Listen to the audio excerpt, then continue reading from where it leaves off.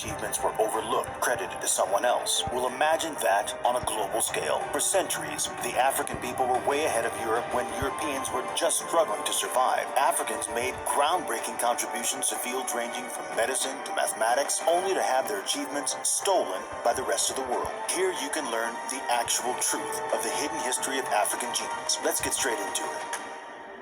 Many European countries have historically taken credit for African achievements. This is a phenomenon called Durocentrism. The idea is that Europe is the center of the world, and all other cultures and civilizations are measured against European standards. That's why many Europeans saw other cultures as inferior. This bias led them to downplay or completely ignore African achievements. During the colonial era, European powers controlled much of Africa, so they could shape historical narratives. Powers like Italy, France, Portugal, and Britain portrayed themselves as the civilizers of primitive African society. Besides, when a region loses a war, it often loses resources, territory, and political power. In 1870, the 10% of Africa that was under European control increased to almost 90% by 1914. During this period, only Ethiopia and Liberia managed to keep their independence. This led to the suppression of African history and culture. Many Africans were forced to adopt European languages, religions, and customs, further eroding their cultural heritage. Here are some African achievements in history that European colonizers took credit for. Number 1. Africa is the home to basic and advanced math. There are a ton of equations that begin with Pythagoras, and that's completely normal. But Pythagoras also had tutors, and before his tutors, people built their knowledge by interacting with others. And it was in Africa that Pythagoras learned math. Thousands of years ago, Africans were using numerals, algebra, and geometry in their daily life. But with the European invasion,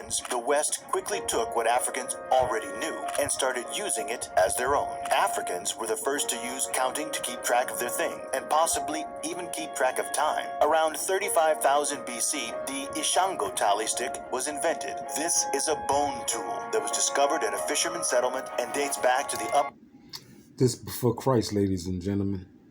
Jesus wasn't even thought of yet, all right? Jesus wasn't even created yet. Let's go.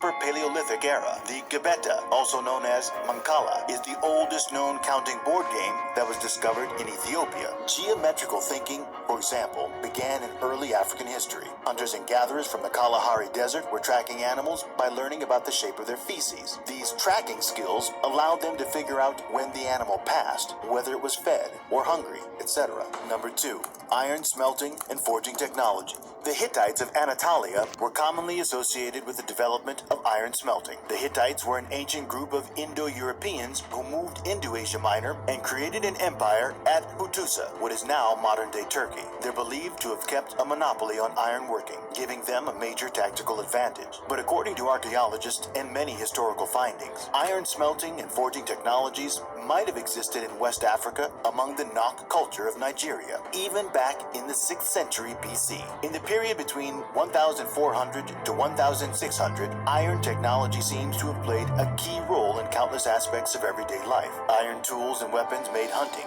warfare, and agriculture more efficient. In Nigeria, iron played a central role in the rise of many important kingdoms, such as the Yoruba, Benin, and Dahomey kingdoms. In fact, Africa, south of the Sahara, seems to be the home of an independent and separate invention of iron metallurgy. In sub-Saharan Africa, iron technology dates back well before 1000 BC. Experts estimate that Egyptians in northern Africa were among the first to have experimented with iron circa and bronze 5,000 years ago. One of the most popular examples of iron metallurgy was excavated from the tomb of the Boy King, Pharaoh Tutankhamun. Among the countless fabulous treasures, archaeologists found a gold-sheathed dagger crafted with iron from a meteorite. Number 3.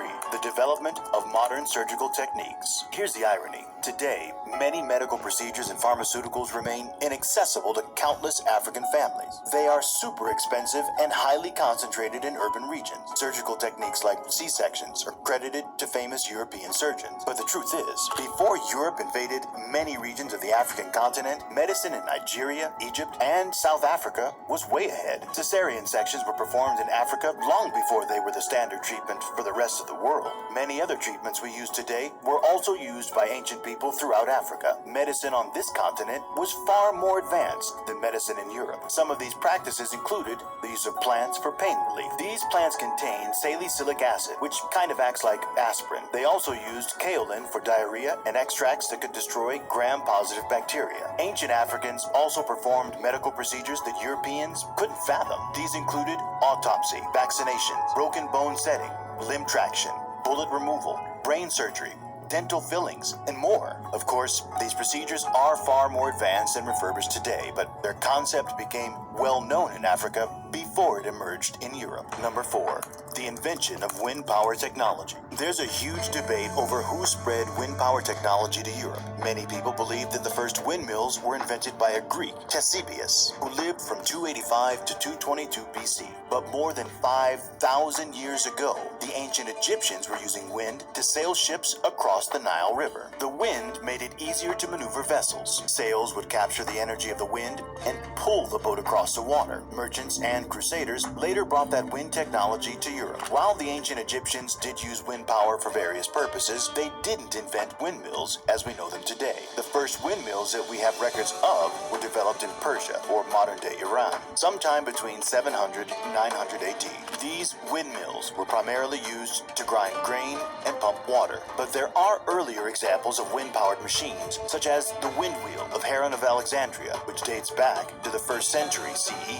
Number 5. The invention of early astronomy. Today, African astronomy remains at the forefront of many discoveries and initiatives. Like many ancient civilizations, the Egyptians studied the night sky. They tried to take measurements from the stars and accurately align some of their most prominent structures, like the sun temples and pyramids. The 7,000-year-old stone monument called the Nabta Playa, located in southern Egypt, is much older than Stonehenge in England. This was an important site for the prehistoric nomadic people of the region, who used the area as a gathering place for ritual and astronomical observation. The site contains megaliths, stone circles, and other structures that were most likely used to mark the movement of the sun and the stars. Archaeologists discovered that the stone circles once aligned to the Alpha Centauri, Sirius, and Arcturus. Some stones even corresponded to the constellation Orion. This makes the Nabta Playa the oldest astronomical site ever discovered. Number 6. Sophisticated architecture. The ancient city of Great Zimbabwe is a remarkable feat of engineering and architecture. It's believed to be the seat of immense political power. It was founded by the Shona people in the 11th century in what is now known as Zimbabwe. The city featured complex stone towers, passageways, and walls,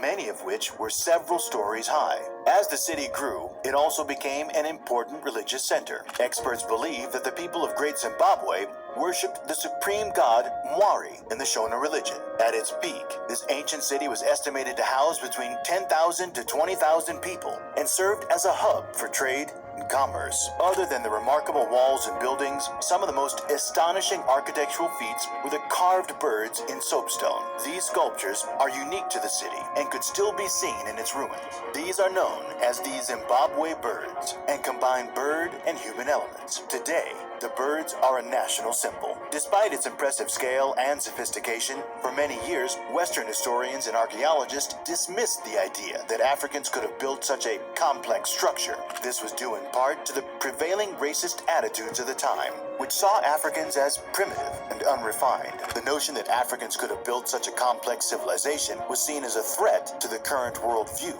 But in recent years, there has been growing evidence and acceptance of African cultures, including Great Zimbabwe. These advanced building techniques were indeed used by the Shona people and were meant to create a city that became home to a thriving economy. Number 7. The invention of unique sports and physical activities. Many people don't realize that well before sports like rugby, soccer, and basketball became popular, Africans had a fair share of sports and physical activities they practiced that bore a striking resemblance to modern-day sports. Takur al-Mahag is one such sport. This game, known as the Ball of the Pilgrim's Mother, it was played by the Berber tribesmen in a remote village in Libya. It used very similar goals and rules to baseball. Players hit the ball with a stick and run around the field.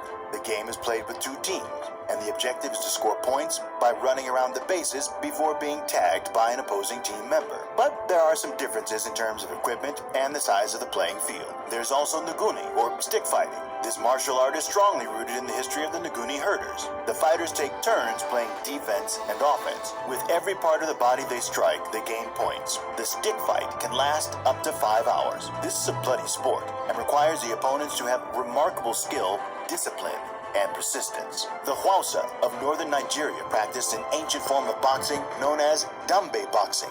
This African combat sport is thought to date back centuries. Around the harvest, the Hausa butchers participated in Dambe fights as an ultimate test of bravery. The fighting was brutal. Fighters were to wrap their hands in rope to bolster their strength and impact. Before modern times, fighters wrapped glass into their rope to turn their hands into spears. Of course, not all sports in Africa are bloody. Some are downright hilarious, like donkey racing. Lamu, a town in Kenya, has a long history dating back over 700 years. In its prime, it was an important trading hub, and donkeys were a key form of transportation. In 2016, the government banned all cars and bikes into this old town to preserve their traditional culture. This means that the only way to get around the old town is by donkey. The town holds an annual cultural festival in November, which includes a donkey race and dhow, or sailboat racing. Africa is the cradle of our species. As a birthplace of humanity, this continent holds a unique and special place in our history and our world today.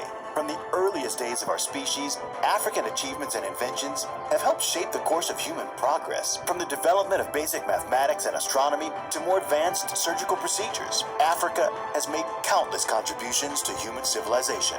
While the West may have invaded Africa and taken credit for many of its achievements, the truth remains that the continent is the real origin of so much of what we take for granted today. Understanding the significance of African contributions to our world is crucial if we want to know our true history and appreciate the incredible diversity and richness of the human experience. So let's not forget the importance of Africa and its enduring legacy of innovation and ingenuity. Let us celebrate and honor the achievements of the continent and its people. Only by recognizing and valuing these contributions can we fully understand the actual scope of human achievement and potential.